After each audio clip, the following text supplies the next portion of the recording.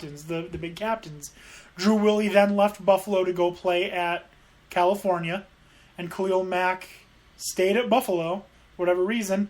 They beat Ball State, I believe it was, in the MAC championship game just like when I was a freshman at UAlbany, so 6 years ago? Yep. Oh, no, it's been longer than that. So I was a freshman in 2008, 2009. So it's been 8 years or so. But anyways, Western Michigan went undefeated, 13-0, lost to Wisconsin in the bowl game. Sorry that you're a Bowling Green fan. Sorry. Sorry, B. That was a good touch on, though. I think we can all agree that the best team coming out of the MAC is Miami of Ohio. Just because they're the better Miami. Better than the Hurricanes. Not really. Yeah. No. Nope. Yeah, last year, Ball State 1-7, right? Yeah, so Ball State 1-7 in conference, 4-8 overall. Buffalo 2-10 overall. Kent State 3-9. Akron 5-7. Central Ohio, Michigan 6-7. Just terrible seasons. Boy, so many of these teams. It's kind of pathetic when you sit down and think about it. League of its own. Let's see how many bowl eligible teams were there? 1, 2, 3, 4, 5, 6. 1, 2, 3, 4, 5, 6. Half the league was bowl eligible, which I guess isn't that bad. But the MAC, better basketball conference than they are football conference. So, recall right, you always see a Toledo game, right around Christmas Eve or... Oh, you always see Toledo games all the time. Some of the most fun games to watch are those Thursday night games. Definitely. I was a fan of the Friday night or the Thursday night games. Oh, I love them. Oh, they're so much fun. I remember my favorite game was on a Thursday night. It was Toledo versus Tulane, and it ended up being 61-60 in double overtime. Damn. So much fun to watch. But let's get back to the Big 12. Were there any other surprises that you see from the conference? Not from what I've seen firsthand, but as I say, wait and see. Yeah, so one of the hot teams coming out of the Big 12, and I don't see it, are the Texas Longhorns. I have them predicted to go 6-6, 5-4 in conference. A lot of people are excited because Tom Herman's come over from Houston, and they think that he's going to revitalize the program. And they are getting decent recruits, but recruits aren't going to turn your bad team to a good team in 1 year. No, not. They lost to Kansas last year. Kansas, terrible. I think if I remember reading correctly, that was the first time Kansas has ever beaten Texas. Yeah, likely. Terrible. Easy. Easily. So, what do you think about Kansas State being at number 2 ahead of West Virginia and Oklahoma? Kansas State. Guess I just have to say wait and see on that one. Yeah, they have. I'd have to look back. See why these up front you kind of lose track of. Yeah, so let me get back into the Big 12. Kansas State. We'll look at Kansas State. They have pretty good schedule coming up. They start at Central Arkansas, which is, pretty much guaranteed win. So they've got that. They're starting out on a good note. Then they play Charlotte. Then they play Vanderbilt. And then they start conference play. They play against Baylor. They play against Texas, TCU. So they don't play a really good team until they play Oklahoma on October 21st. Then they go to Kansas, Texas Tech. And then the rough stretch, they play West Virginia and Oklahoma State back-to-back. And then they finish...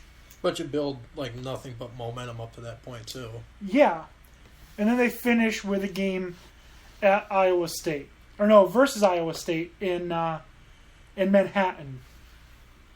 So, I mean, yeah. I mean, what we said overall, 9-4 last year. So definitely a team to watch. yeah. So I'm trying to look. Kansas State. I don't have them losing until. Let's see. I have West Virginia beating them, and then of course Oklahoma State. Because in the Big 12, there are only 10 teams. You play each team in your conference once, which means you have 9 conference games. Right. So I have them going 7-2, with them beating Oklahoma, losing to West Virginia. So that should be for this being the weakest conference. I feel like this is going to be one of the most fun conferences to watch, especially because you've got teams like Baylor, which are high-scoring teams, teams like West Virginia, which are high-scoring teams, Oklahoma State, which I think, like I said again, is a college football playoff team. Right. I think they're going to get in the number 4 spot for the college football playoff, and I hope they do. Like I said, I'm a huge fan of Mason Rudolph.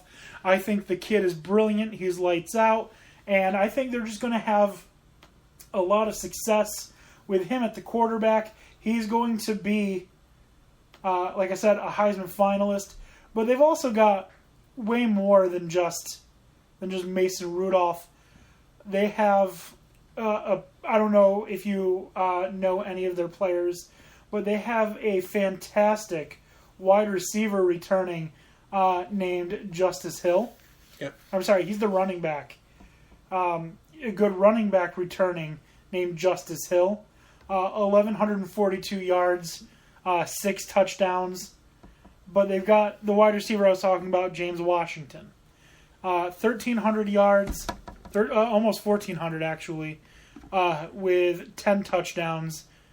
So they're bringing back some serious firepower. And Mason Rudolph, over 4,000 yards, 24 touchdowns passing to 4 interceptions. I'm sorry, 28 touchdowns passing to 4 interceptions.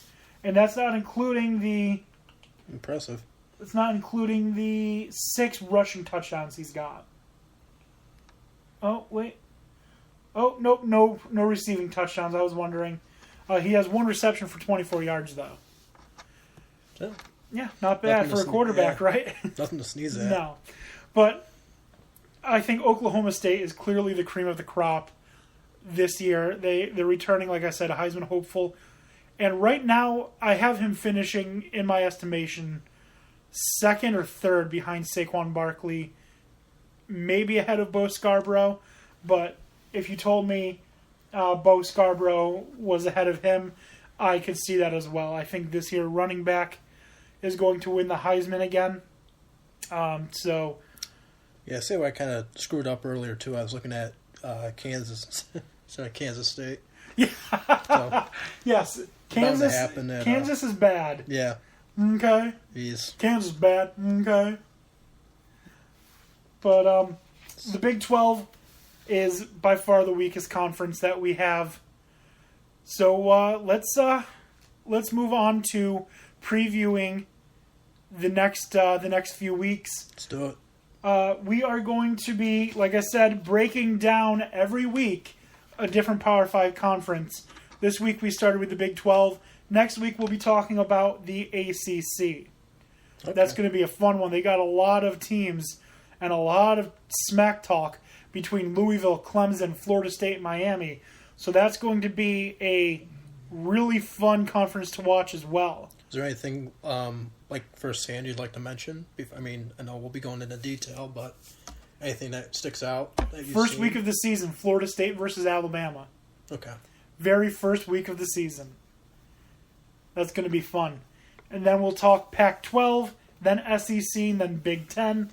I am a Big Ten fan. Tony Casper is a Big Ten fan. So we're going to have a lot of fun talking about Big Ten. Just to reiterate, number 1 in the Big 12, Oklahoma State. Number 2, Kansas State. Number 3, Oklahoma. Number 4, West Virginia. Number 5, Texas. Number 6, TCU. Number 7, Baylor. Number 8, Texas Tech. Number 9, Iowa State. Number 10, Kansas. There you go. And just to throw it out there, I'll just say that I'm a big Pac-12 fan. Oh, the Pac-12. Absolutely. I'm not. I think the Pac-12 is one of the more boring conferences. I mean, you got teams, every like USC, USC, Washington, UCLA Stanford. are good. Stanford is good, but good doesn't always mean fun. No. I mean, back Cal when Bears, always for me, it's just been the conference to watch. But back when Nick Foles was the quarterback at Arizona, it was the conference to watch. There was one thing that we weren't planning on talking about. That disappointed with Oregon, though. Oh yeah, that was bad. Get it together. That was bad. One thing that I wasn't planning on talking about, but it appears we have the time, so we're going to talk about it. Excellent. Do you know who Hugh Freeze is? I do not. He was the head coach of the Ole Miss Rebels. Emphasis on the word was. Was. Gotcha. Just a few nights ago, he resigned from his position. Mm-hmm. And when I first got the update, I was confused as to what was going on. Doing a little more reading into it, it appears that there was some really bad stuff happening at Ole Miss. Oh. It involved Hugh Freeze using a school phone to Build the tents, building the... to contact prostitutes. Wow. Huh. Yeah. Yes. I mean, yeah, Yeah. there's always some sort of, trend. Some scandals. Yeah, going on here. Like... All settling around I guess pretty much all the sports, it's safe to say nowadays, but it seems like, I don't know, college maybe taking the hit quite the most as of late. Anyways. Certainly possible. But when I the first thought I had when I saw the story was, what? It just blew my mind, and then my mind started racing. Now, how bad of a situation is this really? Now, prostitution... Use a phone. I mean, yeah. It's... Basically, if you'd flip through any employee handbook, it'd say big no-no, but in this case... Prostitution is illegal. Yeah. In most places. You also, unless you are a pimp, should not be using a work phone for prostitute-related endeavors. Yeah. But that's not the part that I think is the most discouraging. What was he using those prostitutes for? Were they for his own personal use, or was he using them on recruits? Could you imagine, I can't fathom, and I don't think this is the case, but could you imagine being a recruiter, contacting prostitutes and saying something like, do whatever it is that you need to do to make sure he enrolls at Ole Miss? Yeah, it's sort of like a booster's role, in other words. Well, they're boosting something. Yeah. Yeah. I just can't. I hope that that's not the case. Right. I really hope that he wasn't utilizing this phone to contact prostitutes to get players to come to his school. Our friends at Not a Clue Podcast are letting us know that it was for personal use, and they think that Lane Kiffin will step in and take the job.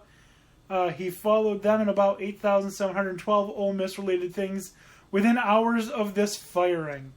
So I hope that's not the case, because I really want to see a trend of coaches like Lane Kiffin, like Les Miles, go to these smaller schools and build them up. Right. I would like to see Les Miles legitimately go to a school like Buffalo, or go to a school like Marshall, or Hawaii. Or Kansas. No, they're a big-time school. Even though they're really bad, they're still a power conference school. Yeah, I want to I want to Give see. him a helping hand. I want to